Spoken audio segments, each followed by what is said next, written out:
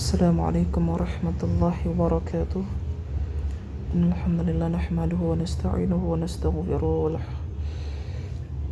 na'udzu billahi min syururi anfusina wa min sayyiati a'malina. Man yahdihillahu fala mudilla lahu wa man yudlil fala hadiya lahu. Asyhadu an la ilaha illallah wa anna Muhammadan abduhu wa rasuluh. La nabiyya ba'da. Saudara yang dimuliakan Allah Subhanahu wa taala, pada kesempatan yang berbahagia ini kita akan sedikit membahas tentang nikmat yang Allah Subhanahu wa taala berikan kepada manusia, yaitu nikmat umur. Di dalam Al-Qur'an yang mulia, Allah Subhanahu wa taala menjelaskan tentang salah satu nikmat yang Allah berikan adalah nikmat umur. Di dalam salah satu firman Allah di surah Al-Ahqaf ayat 15, Allah menjelaskan secara spesifik nikmat umur, yaitu nikmat usia ketika seseorang itu telah mencapai umur 40 tahun. Di mana pada usia 40 tahun itu ada beberapa hal yang harus dilakukan oleh seseorang. Seseorang, khususnya dia adalah seorang muslim, yaitu memperbaiki ibadahnya, memperbaiki hubungannya dengan manusia, dan memperbaiki juga kualitas dia dalam beragama. Di mana Allah Subhanahu wa taala berfirman di dalam surah Al-Ahqaf ayat 15, A'udzu billahi minasyaitonir rajim, hatta idza balagha ashuddahu wa balagha 40 sanah qala rabbi awzi'ni an ashkura ni'mataka allati an'amta 'alayya wa 'ala walidayya wa an a'mala salihan tardahu wa aslih li fi dhurriyyati.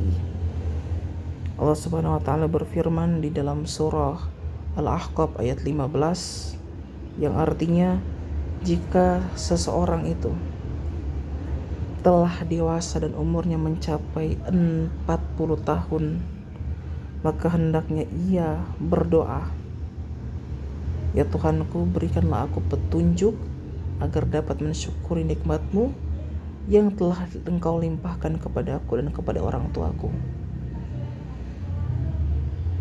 dan agar aku dapat berbuat kebajikan yang Engkau ridhai, serta agar Engkau memberikan kebaikan yang akan mengalir sampai kepada anak cucuku.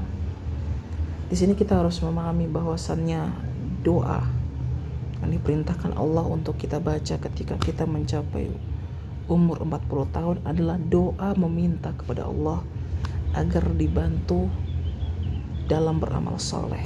Ini harus kita pahami. Yang pertama, kita memohon kepada Allah agar kita bisa mensyukuri nikmat yang telah diberikan kepada kita. Maka cara yang terbaik kita mensyukuri nikmat dari Allah Subhanahu wa taala adalah dengan beribadah.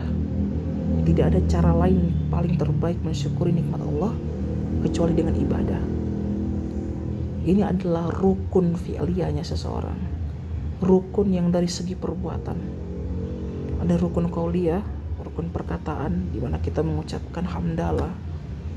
Tapi ada juga rukun fi'liyah, rukun perbuatan. Kita harus mengamalkan setiap perintah dan larangan Allah sebagai bentuk bersyukur atas nikmat yang telah Allah berikan. Yang kedua adalah memohon agar Allah Subhanahu wa taala melimpahkan kekuatan agar kita bisa berbuat hal yang bajik, hal-hal yang baik, yang tentunya Allah ridhoi. Karena tidak semua perbuatan yang baik itu Allah ridhoi, karena standar kebenaran itu juga harus tetap dipatuhi. Ada standar kebenaran, ada standar kebaikan. Tidak semua sesuatu yang baik itu adalah benar di hadapan Allah Subhanahu wa taala. Kadang kita ketika misalnya tolong menolong itu kata Allah adalah tolong menolong dalam hal yang kebaikan. Jika kita tolong menolong dalam hal keburukan, kita menolong orang untuk berbuat maksiat, berbuat kemungkaran, maka itu tolong menolong yang batil. Dan itu walaupun kita anggap sebagai kebaikan, tapi itu kebaikan yang tidak diridhai oleh Allah. Maka kita memohon agar tidak melakukan bentuk kebaikan yang Allah tidak senang karena tidak sesuai dengan kebenaran Islam.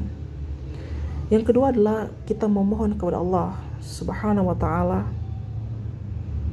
agar dilimpahkan kebaikan. Kita ketika hidup di dunia kita ingin dilimpahkan kebaikan. Dan kita ingin kebaikan itu pula mengalir sampai anak cucu kita. Tapi tentunya ketika kita berdoa seperti ini juga kita perlu usaha.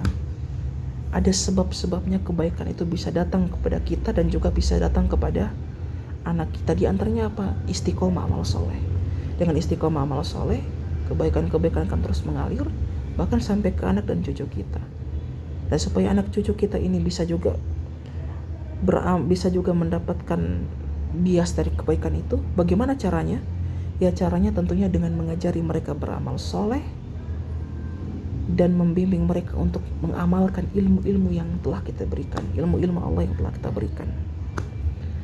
Sekian dulu penjelasan singkat tentang nikmat Allah Subhanahu wa taala mengenai umur 40 tahun.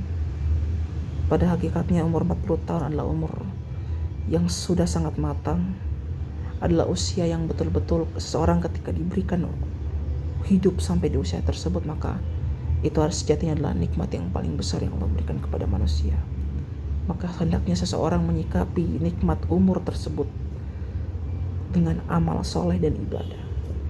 Sekian dari saya. Wassalamualaikum warahmatullahi wabarakatuh.